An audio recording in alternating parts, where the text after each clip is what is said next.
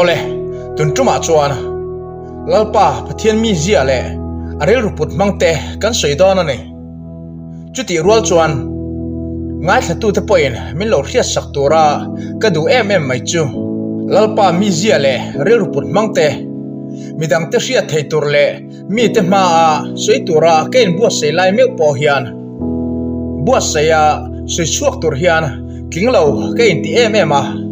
mani insit anadu takset ane tirko pola chuan korin khuwa mi te hne na chuan ti hian lekha athon hiala tuin nge lalpa ril ru seto keini chuan krista ril ru chu kan pusia ti in heta keini tia asoi po he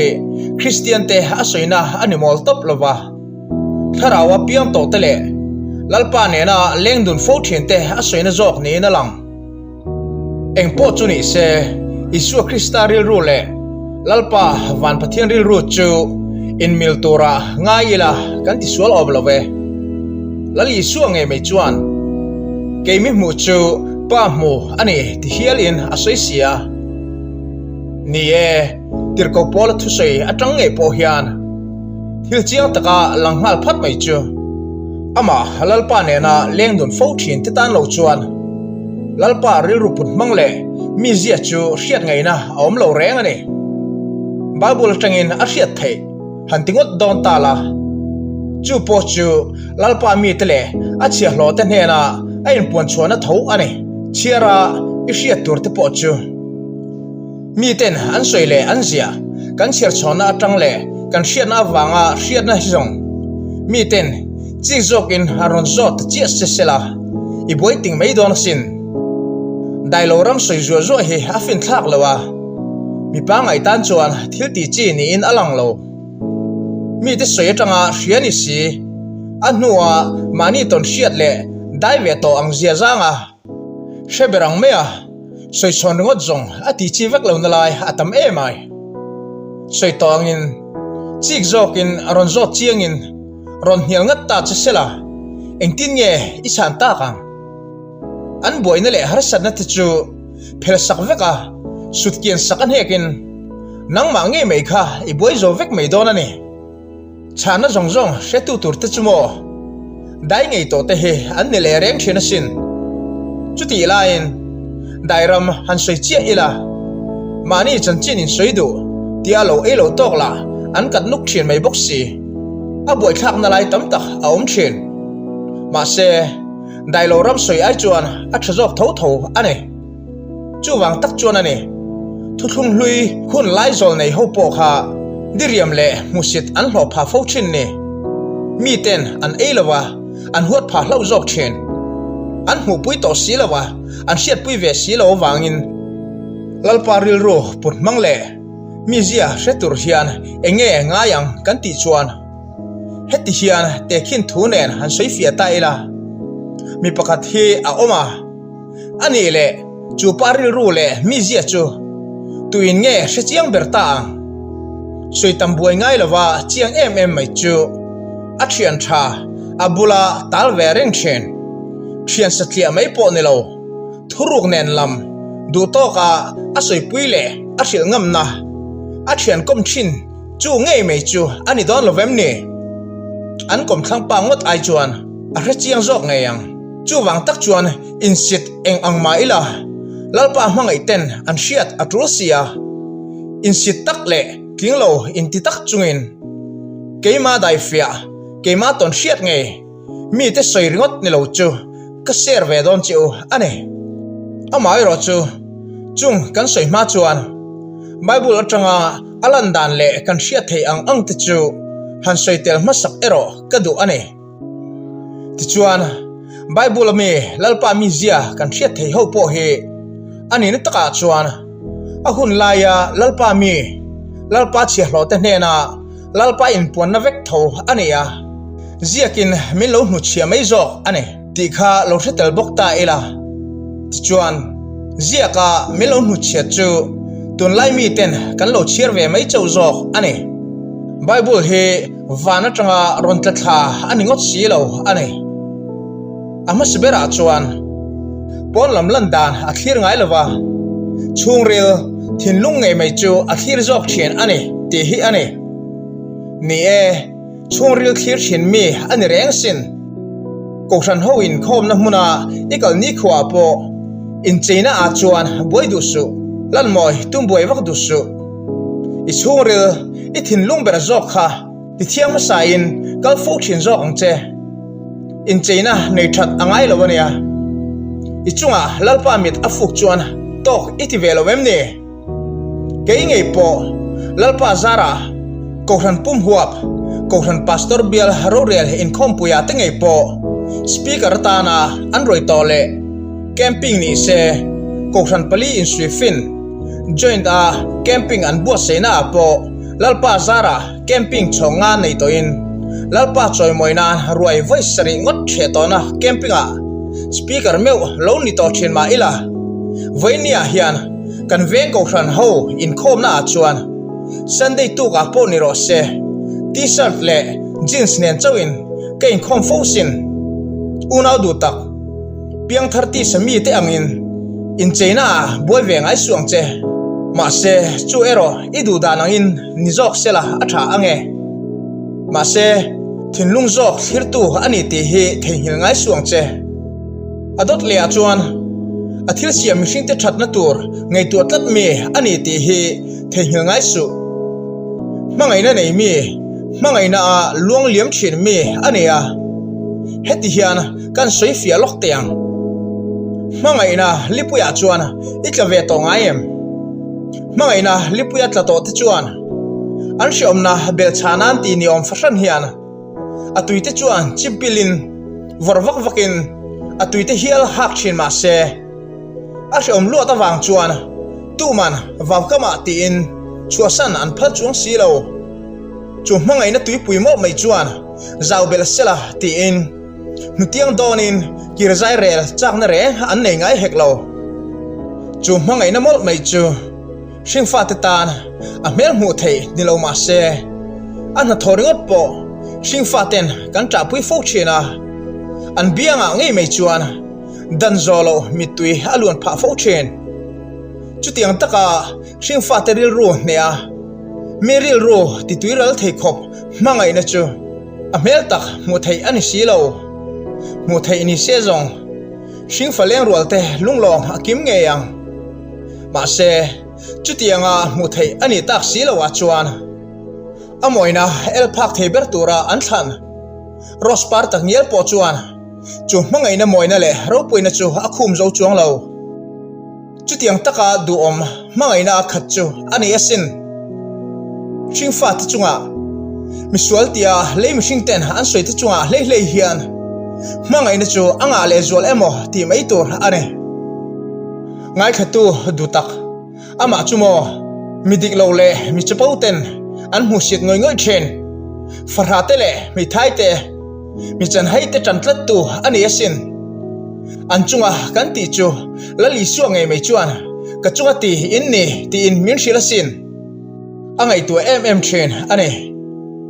chu ka thin lung hian a hre chiang sin nikin nia chuan ama lalpa ro rel na ma ngai mai chuan kan la ding hlom ngai ang ama chu dik na ngai na mi ania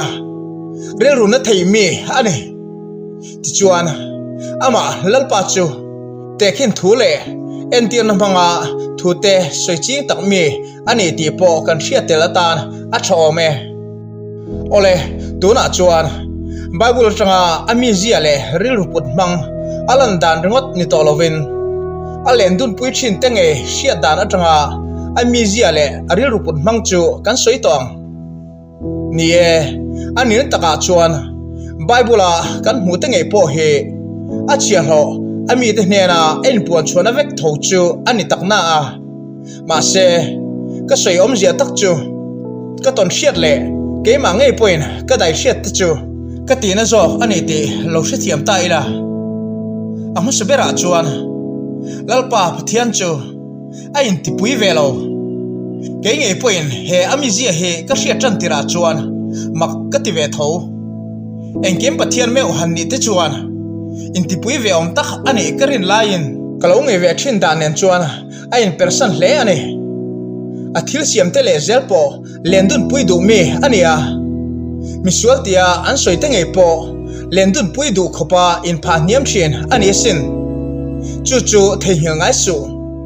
ma se adulo zong ang chi han soi emo hangai tu hlek chuan min khabrang thei chiang kherasin abula chuan ril ruchia aput thei lawa aril ruchia thak lutuk min ting ha zat mai chen ril ru diklo aput ve thei lawa midang chiat na turmol angai tu thei hek lo thil tha ani lo zia rang takin min hring ha chen ma se heta hian kan hriat tura ka du deuh mai chu kan dur than na ero min dalal sakviawa adu danang chuan om do lo ta ila engema chen chu adu lawang chuan awm ve thei thobok ani chu ero kan dur than na min da chungnun sakna ani e ma se a chia ho atana a hriak the ini to chuan he ero ka chiang em asin zona ang khan kan bo san tum eng ang mala a zui le tho thawang cheti hi mi te chuan i kan san la ya inun chu an hriat sak che in an soi du ber ala ni si anga chu wangin hanang chu kan bo san buai velo hramang che a zui che anga i kan bo san len thei si lawanga ikir le huna ama lalpa ne ini gar relationship chu thale vek to masela mi te chuan rin le che har sa anti toang poitak ane ma se lalpa zokin aro puina tur zok ngai tuana awanga a thla zelen ini chuan chu ero in pani in kar thu ni ro se ma se chu tiang chu ani chuan a thur chu hun che po ala khleng le nge yang ti po thengil ngai hek su i dai tur le i hriat nge ngai a ani wa na anun atom em a ma se pathian ani angin adu dan adalal chang a ve bok chen zol nei nun da du lo ti thu poya khan kan soi lang chiang veu to in ka hria an nuna thil thleng le thu te chu an soi suak lo thei si lawa mi ten an ei loin an huat pha jok chin reng sin ama lalpa la ati to lo lama chuan ti lo ve tak ani bok si kanuna ngei po chiang taken ka hreto ani unau du tak moile du em lai chumo mishing te hian kan in hriat mi lo lai po hian kan chiat na tur lak atangin voi tam tak min chan him fo chen ani ti lai hi ani ke ni la chuan nun phung pa ngai ang chia le kan tum dan ang chen nun kan mang emo kan in ti fo chen le ngal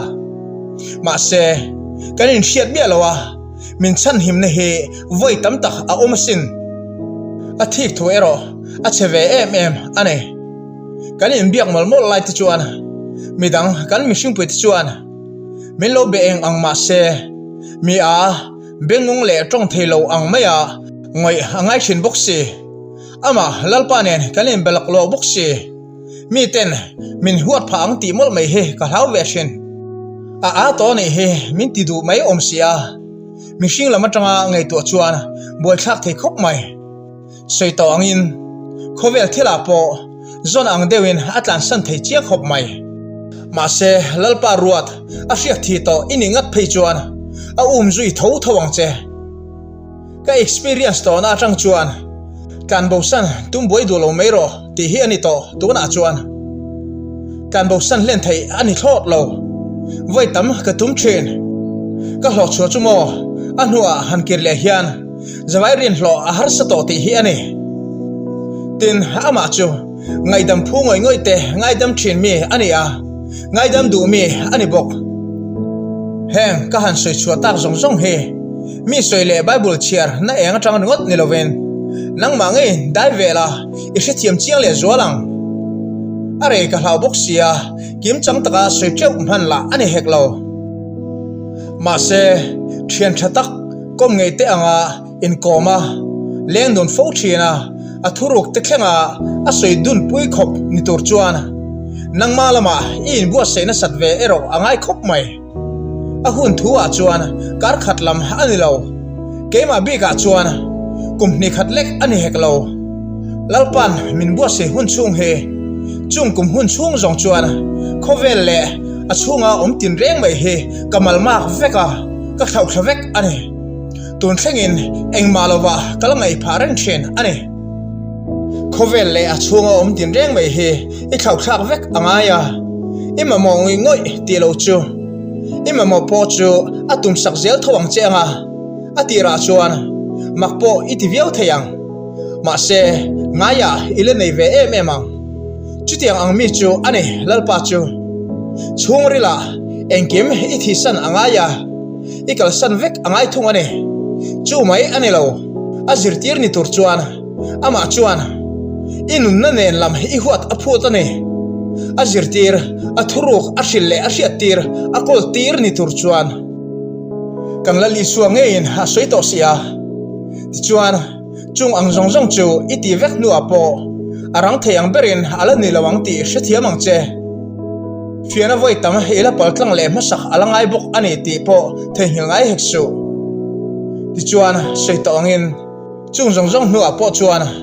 idu phot chuan itlan chia san le theya kan bo san theidan tur kongpo ingei tu thei ma se hei ero thehilngai suang che atana achia hloni tura aruat to le athuruk vongtu inito ngat phei chuan a zui le tho thawang che anga athil tum iti buai ani poin kong dangin kong alaru sak le tho bokong che ti hi lalpa chu chutiang mi chu ani ti thengil ngai su achituan thil tum thuruk le aplian dan zongjong ero engkim mai hi kan nun theinan min tho sakti chau mai lo chuan soi chuawek athiang ri lo ani ngai khatu du tak atobera chuan lalpa mi zia ka du em lai chu mi tu point hun kal to le liam to a inun hluite chu ka thei hil sak vek to che anti chi chuan oi ngai su thil thei ani lo ti hrethiamang che an hriat na an hlo ta te ani ngot lo chuan an thei hil mak chu arin om te chiam lo ani le lalpa po chu hriat na nei mi ani lo bik em ni lei mi hring te ai po hriat na nei thazok ani asin ani ni taka chuan a om zia zok chumo ani poin min thei hil sak dai ani bik lova ma se moi le du om ka ti em lai chumo setan le lei mi hring then khat ang lo takin kan nun hlui le su nu ta chu min soi su sak ve ngai lova ani min don kir sak ngai hek lo kan tun huna hian kan hlim dun em ani top mai ama chu nikin nia chuan ro rel tu tur le thu nei tu ber tur chu ani sia chu wangin mihring te lom na zong lo la ama lalpa lom na tur ngot chu ngei tu azok fo wang che to torot chu ari ngei dong sia